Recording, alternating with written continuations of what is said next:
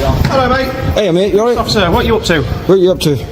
No, don't come so close. What I'm doing. Why are you on private property filming? What are you doing? Why are you on private property filming? Because I can't be calm down, identify yourself properly, officer.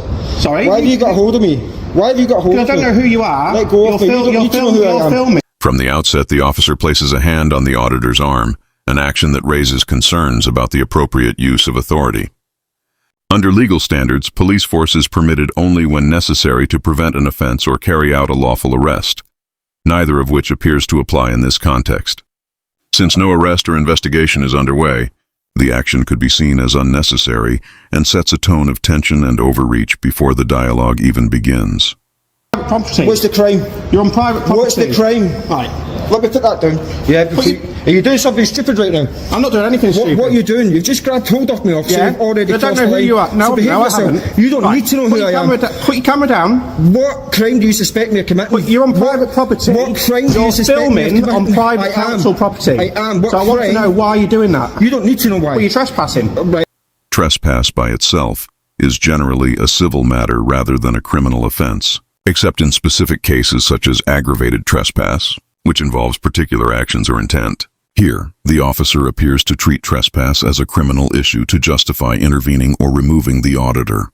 The auditor's questions highlight how this approach can blur legal boundaries, using the concept of crime as a means of control rather than an accurate application of the law. It serves as a subtle but clear example of authority being extended beyond its proper limits. Don't call me a moron. You're a moron. Don't call me a moron. Are you his colleague? Are you a police officer? No. Can you put your camera down? Why? Because I need to speak to you. Why you're on private property you can speak to me, filming? You can speak to me while the camera's on. This one's running as well. Can you identify yourself fully, officer? PC Smith from the Metropolitan Police. Right, number, station. 3 points of identification as per Metropolitan Police policy. When asked for the standard 3-point identification, name, badge number, and station, the officer exhales heavily, visibly irritated before eventually providing the details. This reaction speaks louder than words. Officers are trained to offer this information promptly as a fundamental part of public accountability. Hesitating or showing reluctance suggests personal ego interfering with procedure, treating compliance as an inconvenience. Though a brief moment, it reveals much about attitude and 147. Right. I'm attached to Jubilee House in Putney. Right. What crime do you suspect me of committing? What crime do you suspect me of committing? Can you get out of my space?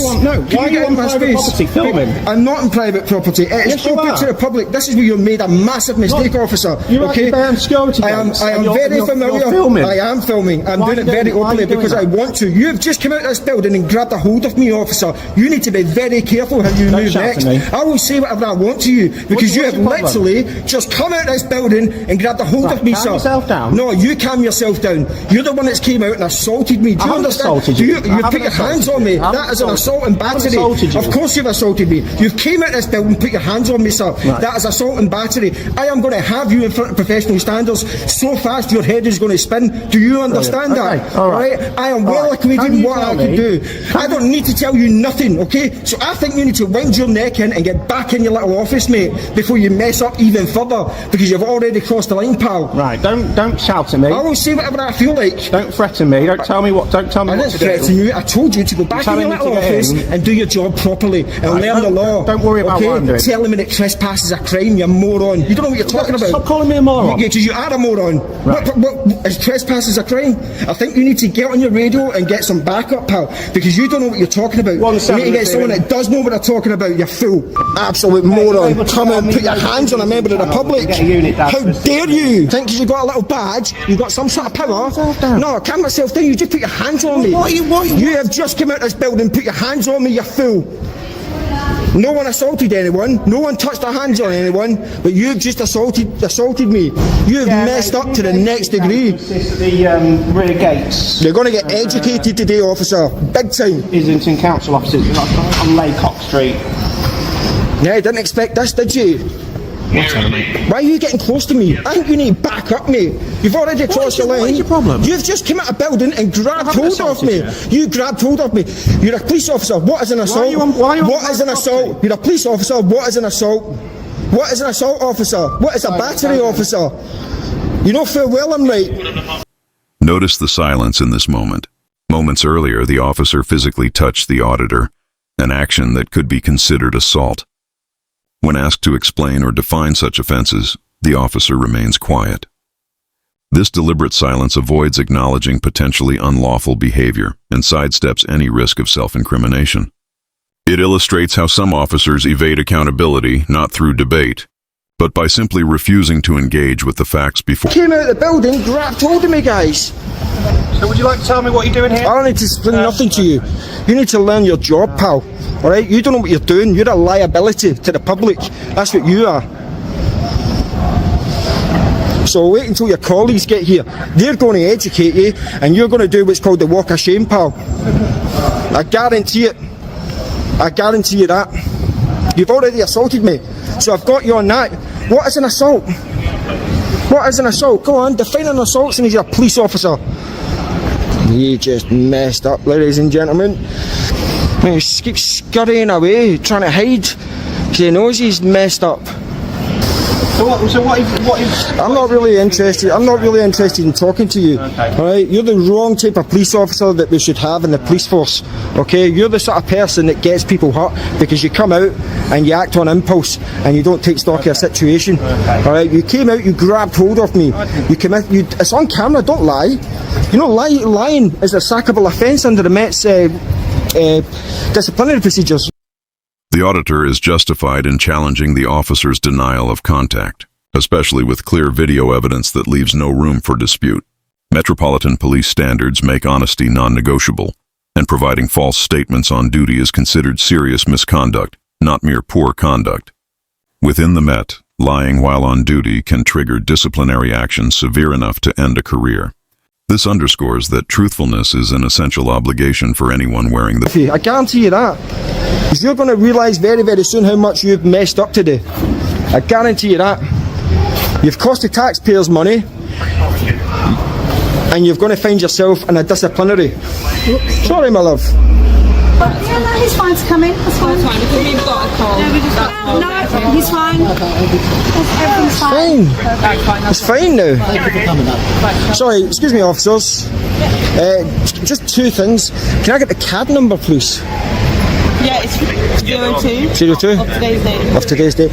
I've got one question for you specifically. Can I grab your name quickly? Yeah. Sorry, I'm talking to you. That's very rude. You can talk to me, sir. No, it's for this constable specifically. Okay. So I'll wait till she's finished. Very rude.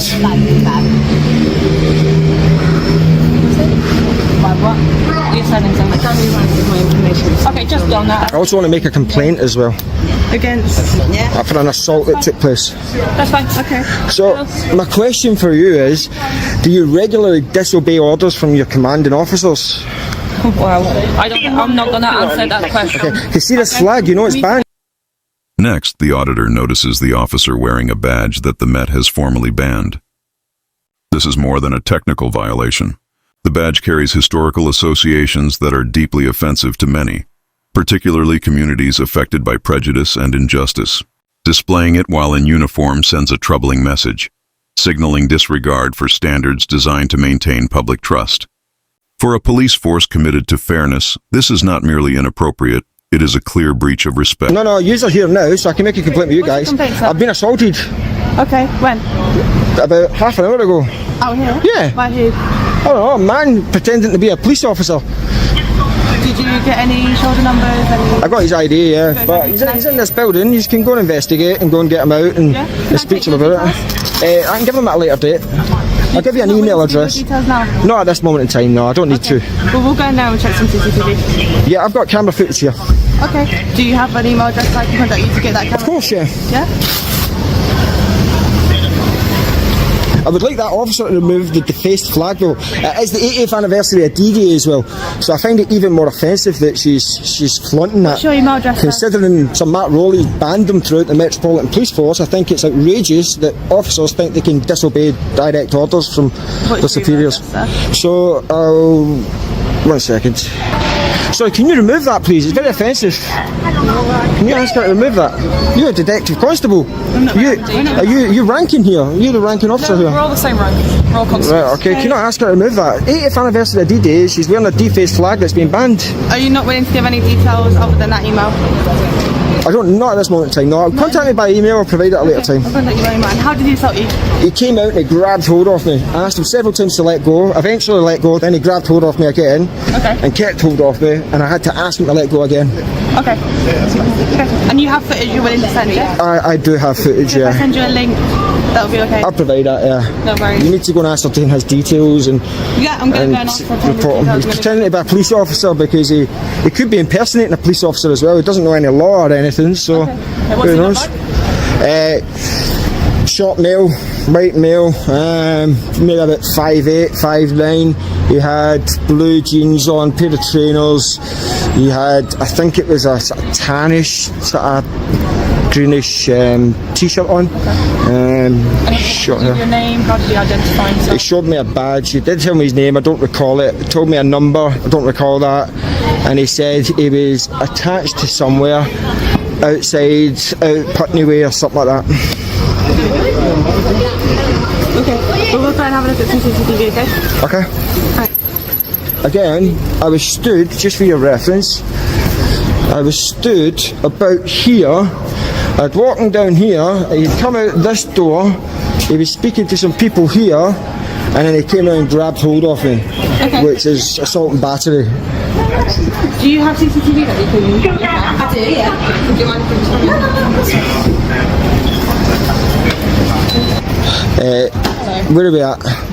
So they're going to save their CCTV and send it. Are you willing to give your full details so that we can put a crime report If you on? contact me by email, I'll do that at a later stage. I don't feel comfortable doing it now with all these people around that I don't know. Do you want to come down to the station and give your details? No, I don't need to do that. I'll just do it via email. It's not an issue. I've done it before that way. Okay, and you want to take further action? Yeah, 100%. You guys assaulted me. Did you get his details? Yeah, I've got his details. Have you? Right, okay. Awesome. Do you guys mind? I just need your guys' IDs if you don't mind. Yeah.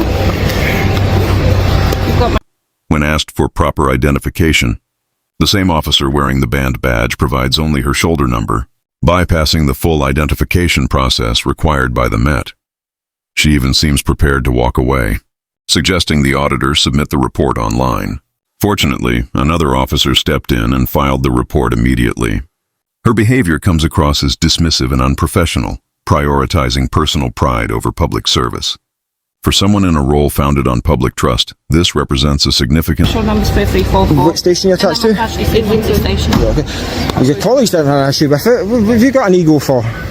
What's your problem? Like that, and I can give you my one number and I don't have Definitely got a problem. I'm going to ask you last time, can you remove that monstrosity of a flag, please? And now we're going That bastardised flag that you're wearing. contact you via email for the details. Okay, I will have to raise a complaint because you are defying direct orders for some Mark Road. Wraps up this breakdown of the incident. The footage highlights continuing concerns about transparency and accountability in policing. Officers hold powers that can affect lives instantly. Powers that must always be exercised with fairness, integrity, and respect. By observing how these encounters unfold, the public can better recognize when those boundaries are being tested or crossed. Thanks for watching and stay informed. I'll see you in the next one.